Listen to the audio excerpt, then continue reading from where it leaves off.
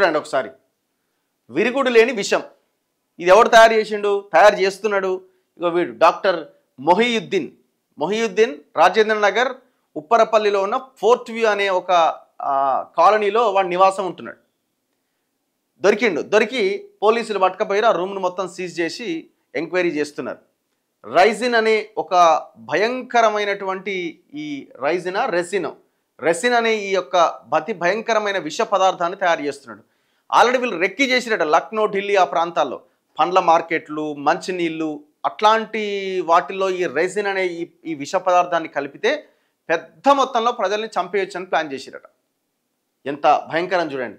విరుగుడు లేని విషం అటు అది తీసుకున్నామంటే చచ్చిపోవడం ఇంకా అవకాశం లేదు. ఇక దానికి మందు లేదు, ఏం లేదు. ఇక ఆముదం గింజల్లో ప్రమాదకరమైన ఈ రెసిన్ ఉంటుందట. 2 ఉప్పు రవ్వలంత రెసిన్ తిన్నా మనిషి చచ్చిపోతాడు. చిన్న ఇట్లా తీసుకొని ఇట్లా అనుకున్నా కూడా చనిపోతాడట. 2 ఉప్పు రవ్వలంత రెసిన్ తిన్నా కూడా మనిషి చనిపోతాడు ఆటోమేటిక్గా.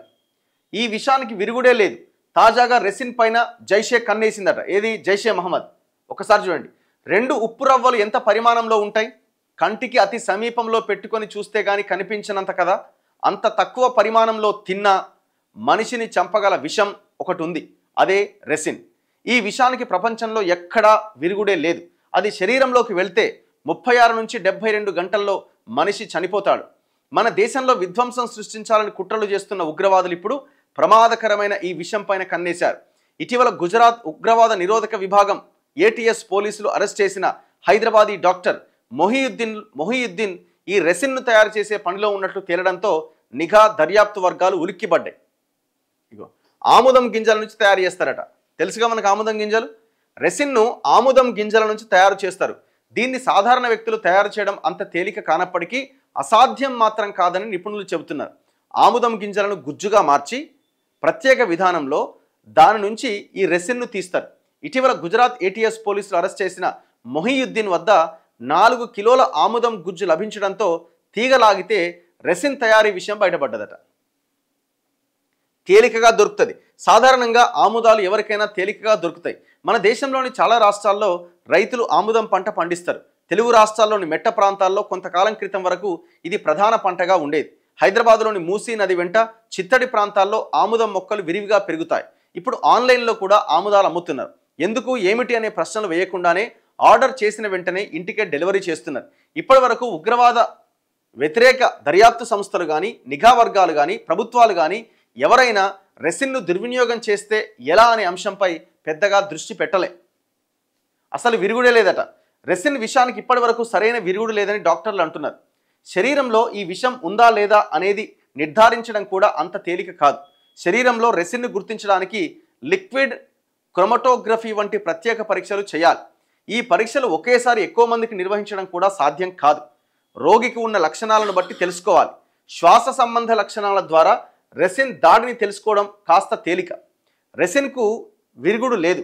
ఇతర మార్గాల ద్వారా రోగిని బతికించడానికి ప్రయత్నించాల్సిందే. అది కూడా రోగి ఎలా స్పందిస్తున్నాడు అనే దానిపైనే ఫలితం ఆధారపడి ఉంటుంది. ఈ రెసిన్ను ముక్కు ద్వారా పీల్చితే త్వరగా చనిపోతారట.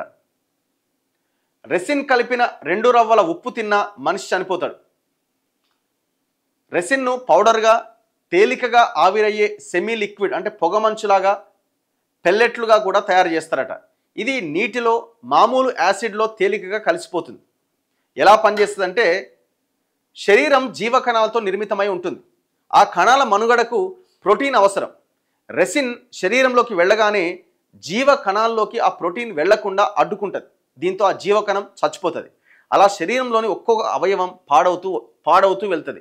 చివరకు రెసిన్ శరీరంలోకి ప్రవేశించిన 36 నుంచి 72 గంటల్లో మనిషి చచ్చిపోతాడు. గతంలో ఇవి బయటపడ్డాయట. ఎప్పుడు? 1978 సెప్టెంబర్లో లండన్లో బల్గేరియన్ తిరుగుబాటు నేత జార్జీ మార్కోవ్ను రెసిన్ పెల్లెట్ పేల్చి హత్య చేసిరట. 2024 జూలైలో బ్రిటన్లోని సౌత్ పోస్ట్ ప్రాంతంలో కత్తిపోట్లకు పాల్పడిన దుండగులు రెసిన్ను కూడా తయారు చేసేందుకు ప్రయత్నించిరట. 2000 సంవత్సరం సెప్టెంబర్లో అమెరికా అధ్యక్షుడు డొనాల్డ్ ట్రంప్నకు వచ్చిన ఒక పార్సల్లో రెసిన్ ఉందట. 2000 సంవత్సరంలో.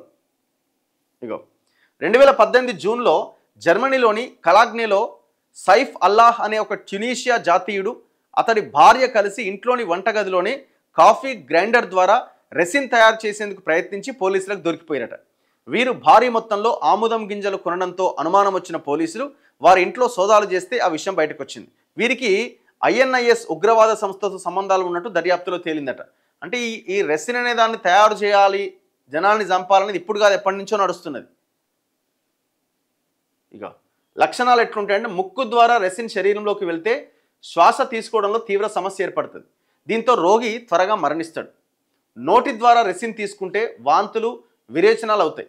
కాలేయం మూత్రపిండాలు త్వరగా పాడవుతాయి. ఇంజెక్షన్ ద్వారా ఇది శరీరంలోకి వెళ్తే అవయవాలన్నింటినీ త్వరగా నాశనం చేస్తుంది. ఇట్లా రకరకాల పద్ధతుల్లో ఈ విషాన్ని అన్నిట్లోకి ఇంజెక్ట్ చేసి జనాన్ని చంపాలి, భారతీయులను చంపాలని ప్లాన్ చేసిరట. ఎంత ఘోరం.